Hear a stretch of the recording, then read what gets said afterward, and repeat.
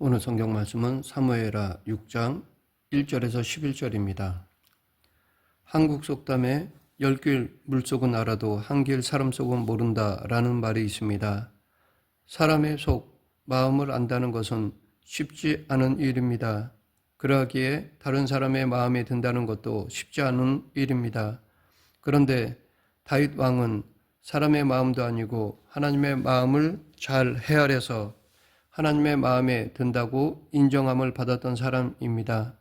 이렇게 다윗이 하나님의 마음에 합한 사람이라고 인정받았던 것은 우연이 아닙니다. 다윗은 항상 하나님을 그 마음에 품고 살았습니다. 다윗은 하나님을 사랑했고 그러하기에 하나님의 마음에 늘 관심을 가졌습니다.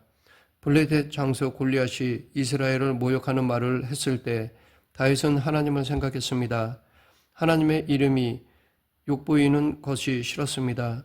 그래서 물맷돌을 돌려서 골리앗으로 갈 때 너는 칼과 창과 단창으로 내게 나아오거니와 나는 만군의 여호와의 이름 곧 내가 모욕하는 이스라엘 군대의 하나님의 이름으로 내게 나아가노라 라고 하였고 물맷돌을 돌려 골리앗을 쓰러뜨리고 나서 골리앗의 칼을 빼어 그의 목을 베었습니다.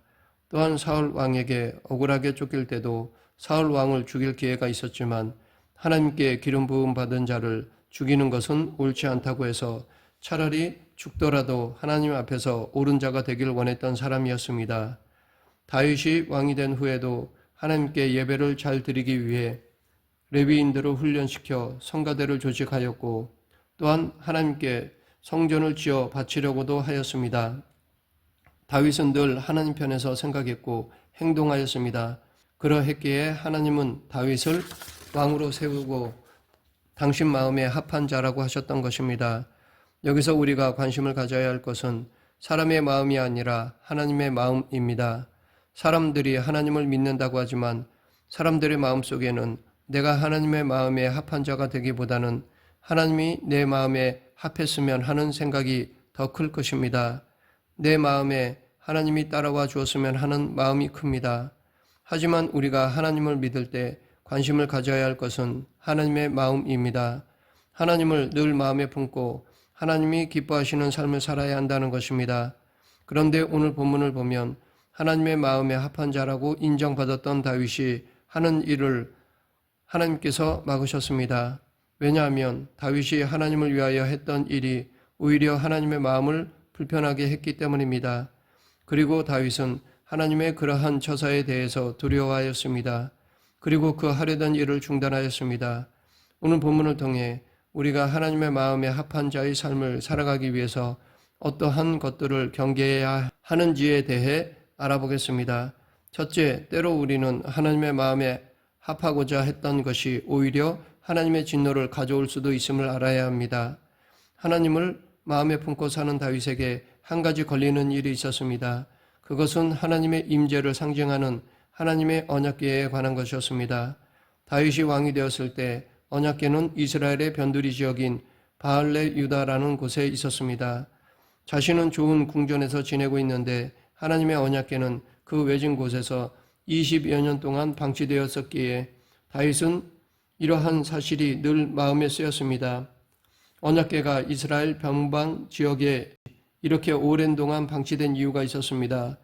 엘리 제사장 시절에 이스라엘이 블레셋과의 싸움에서 이기겠다고 하나님의 언약궤를 전쟁터에 메고 갔다가 전쟁에서 패하고 언약궤를 블레셋 사람들에게 빼앗기게 된 것입니다. 블레셋 사람들은 언약궤를 빼앗은 후 처음에는 의기양양했었지만 언약궤를 통하여 그곳에 재앙이 있게 되었습니다. 그 언약궤로 인해서 자신들이 섬기는 우상인 다곤신이 부서지기도 했고 사람들이 심한 질병에 걸리기도 하였습니다. 블레셋 사람들은 더 이상 언약궤를 자신들 사이에 둘 수가 없었습니다. 그래서 블레셋 사람들은 언약궤를 블레셋 진영 바뀐 베세메스로 옮겨 놓았습니다. 그리고 그 후에 언약궤는 기럇 여아림 그리고 이곳 바알레 유다로 옮겨져서 다윗 왕 전까지 있었던 것입니다. 다윗은 이것을 보면서 하나님 앞에 죄송했습니다. 그런데 때마침 하나님께서 블레셋 사람들을 쳐서 이길 수 있도록 하셨습니다. 게바에서 게살까지 그들을 물리쳤고 이제 다윗은 언약궤를 예루살렘으로 옮겨야 할 때라고 생각하였습니다. 그리고 하나님의 언약궤를 예루살렘으로 옮기기 위해서 만반의 준비를 하고 그 일을 시작하였습니다. 언약궤를 옮기고자 3만 명의 이스라엘 백성들을 모았고 언약궤를 정성스럽게 준비한 새 수레에 실었습니다.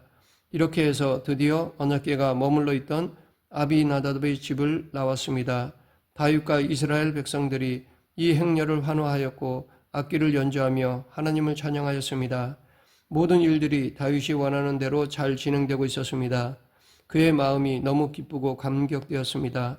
그런데 언약궤를 실은 수레가 낙원의 타작마당으로 이르렀을 때에 뜻하지 않은 일이 생겼습니다. 수레를 끌던 소들이 갑자기 뛰고 수레가 움직이면서 언약궤가 흔들렸습니다. 이에 수레를 끌던 웃사라는 사람이 다급한 마음에 손을 들어 하나님의 거룩한 언약궤를 붙들었습니다. 그런데 하나님께서는 이것을 보시고 진노하셨습니다. 사람이 거룩한 하나님의 언약궤를 만지는 일은 하나님을 진노케 하시는 것입니다. 그래서 하나님은 웃사를 그 자리에서 치셔서 죽이셨습니다. 다윗은 하나님을 사랑하는 마음으로 정성껏 이 모든 것을 준비했는데 하나님의 진노를 샀기에 당황하였을 것입니다. 그리고 그 순간에 다윗에게는 분노가 일었습니다. 그 분노는 하나님을 향한 것이었습니다. 자신의 마음을 몰라주고 그 자리에서 웃사를 치셔서 죽이신 일에 대해 하나님에 대한 서운함과 분노가 있었던 것입니다. 다윗에게 그 순간만큼은 하나님이 내 마음에 합한 분이 되셨으면 했던 것입니다. 다윗은 그 서운한 마음을 가지고 그곳의 이름을 베레스 웃사, 곧 여호와께서 웃사를 치셨다라는 뜻의 이름으로 지었습니다.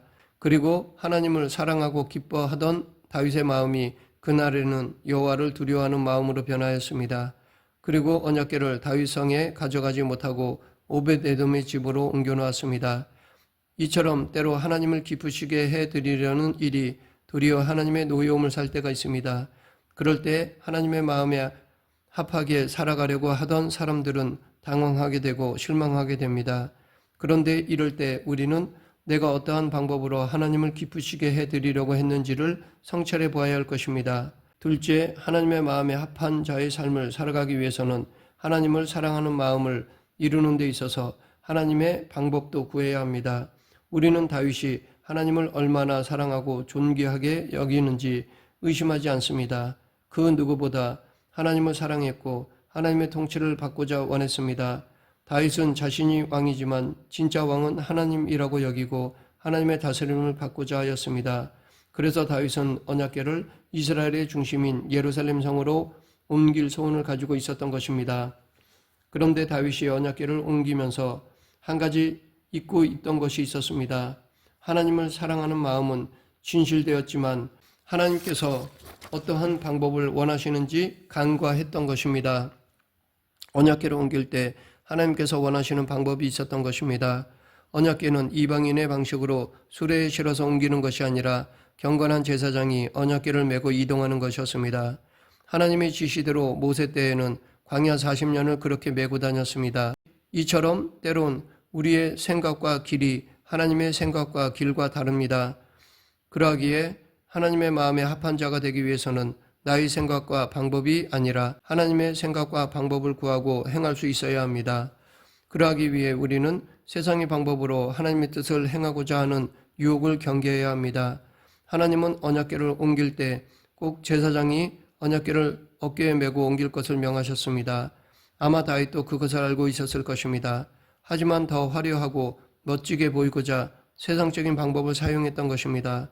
그러나 하나님께서 원하시는 것은 세상적으로 화려하지 않아도 멋지게 보이지 않아도 당신의 방법으로 옮기는 것이었습니다. 즉 순종을 원하셨습니다.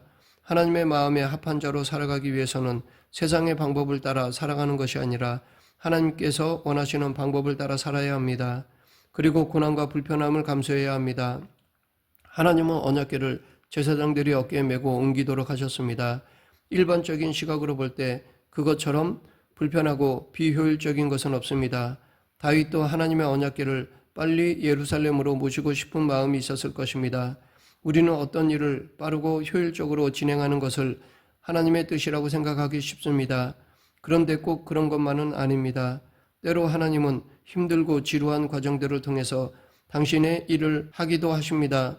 오히려 힘든 과정을 통해서 하나님에 대한 진실함이 더 드러나기도 합니다. 그러기에 지금 힘든 일들이 지루하게 진행된다고 하나님의 뜻이 아니라고 속단해서는 안 됩니다. 실제로 성경의 믿음의 조상들은 빠르고 효율적인 길보다는 오랜 고통의 시간을 믿음으로 통과한 사람들이었습니다. 셋째, 하나님께서는 당신을 사랑하며 그 마음에 합당한 자에게 복을 주십니다. 하나님께서 웃사를 쳐서 다윗의 뜻을 꺾으신 것은 그를 벌하고자 하심이 아니었습니다. 올바른 방법으로 당신을 섬기며 더 큰 복을 주시고자 하심이었습니다. 언약궤를 다윗성으로 옮기는 데에 실패한 다윗은 언약궤를 베레스 웃사 근처에 있는 오벳에돔의 집에 옮겨놨습니다. 그리고 다윗은 두려운 마음으로 그것을 떠났습니다. 그 후에 언약궤가 놓여있는 오벳에돔의 집에 관한 소문이 들려왔습니다. 언약궤가 그곳에서 석 달을 있었는데 그 온 집에 복을 주셨다는 소문이었습니다. 그 가정에 하나님의 언약궤를 모시는 것만으로도 복이 되었습니다. 다윗은 이 소문을 들었습니다. 그리고 다시 한번 용기를 냈습니다. 이제는 세상적인 방법을 사용하는 열정이 아니라 하나님의 방법에 근거한 열심을 냈습니다. 하나님의 궤를 제사장들을 동원해서 어깨에 메고 옮겼습니다. 절대로 수레에 옮겨 실지 않았습니다. 하나님께서 원하시는 방법대로 하니까 시간이 늦어지고 레위 제사장들이 좀 힘들어 보여도 그들은 하나님의 방법을 사용하였습니다. 바로 이것이 하나님에 대한 사랑입니다. 하나님이 인정해 주고 받으시는 사랑입니다. 우리가 신앙생활을 할 때도 이렇게 하나님의 방식대로 해야 할 것입니다. 하나님의 방식이 내 감정과 내 생각보다 더 앞서야 합니다. 내가 옳다고 여기는 것이라 할지라도 하나님의 말씀에 맞지 않으면 내 생각을 내려놓아야 합니다. 이럴 때 우리는 하나님의 마음에 합한 자로서 하나님의 도구로 온전히 쓰일 수 있을 것입니다. 기독교인들의 마음 중심에 모셔야 할 분은 하나님입니다. 우리는 하나님을 사랑하여 늘 마음에 품고 하나님의 마음에 합하게 살아야 합니다. 그런데 하나님의 마음에 합한 자로 살기 위해서는 하나님을 사랑하는 마음 이상으로 하나님의 마음을 살피고 그 원하시는 방법대로 살아갈 수 있어야 합니다.